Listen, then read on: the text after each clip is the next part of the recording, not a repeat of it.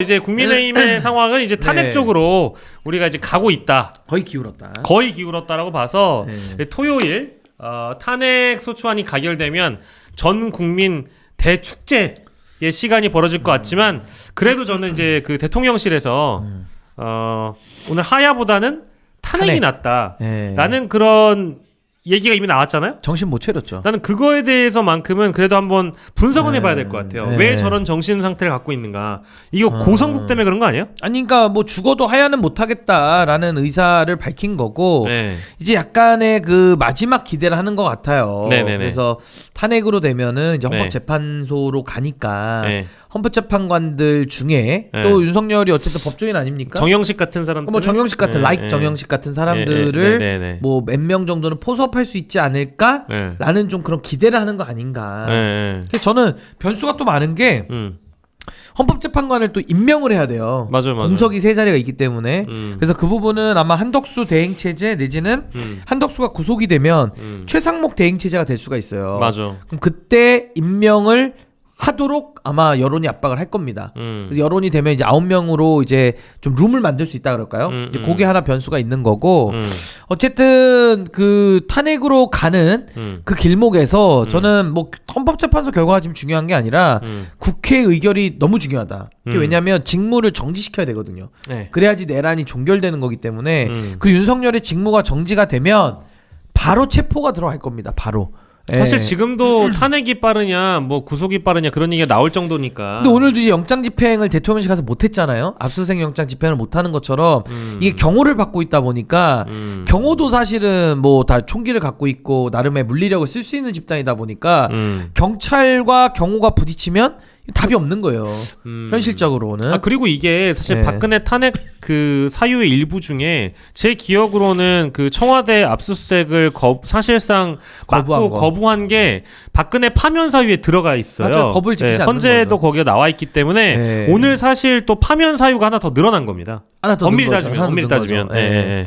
아니 그래서 일단은 탄핵이 되면은 직무가 정지되니까 윤석열 구속이 빨라지고 구속이 되면 더 많은 정보들이 나오고 그럼 저는 헌법재판소도 도리가 없다고 봐요. 그래서 저는 빨리 탄핵이 되는 게 지금은 가장 급선무다.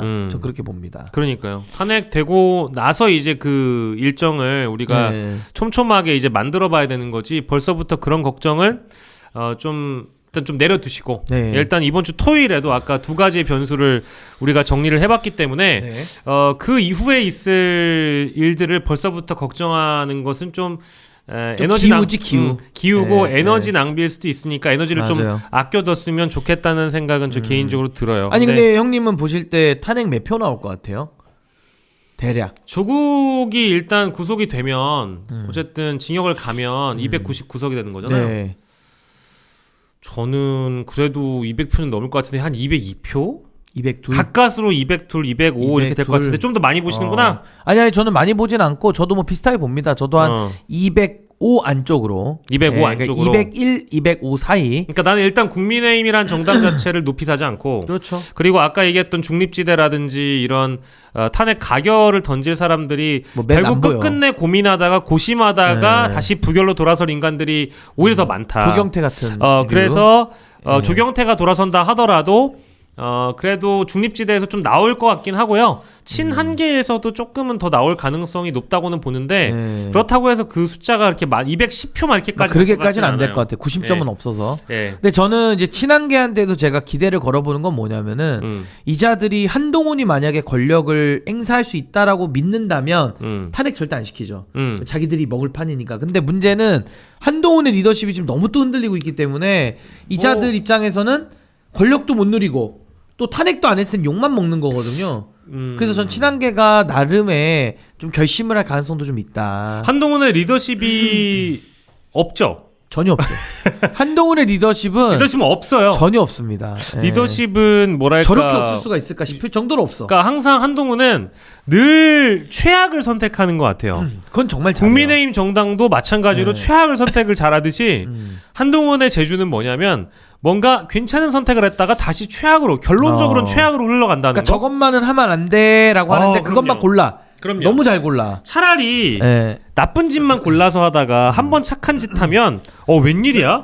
플러스 점수 좀 있지. 하고 플러스가 있어요. 가령 예를 들어서 이번에 탄핵 부결 상태, 탄핵 그 소추안 표결 문제에서 정말 내란의 힘에서 나 이 사람 제일 싫다는 사람 하나만 꼽아주세요. 저 권성동 같은 사람. 권성동. 네, 근데 권성동이 갑자기 표결에 딱 들어와. 네. 그리고 갑자기 찬성해. 탄핵에 찬성해. 이러면 권성동한테 막 네. 박수가 가잖아요. 네. 근데 그런 사람하고는 또 다르게 한동훈은 이랬다가 저랬다가 해버리니까 오히려 네. 더 나쁜 평가를 받는 거예요. 그 이제 갈짓자 행보를 하면 그렇지. 더 욕먹죠. 네. 욕먹을 수밖에 없는 거지.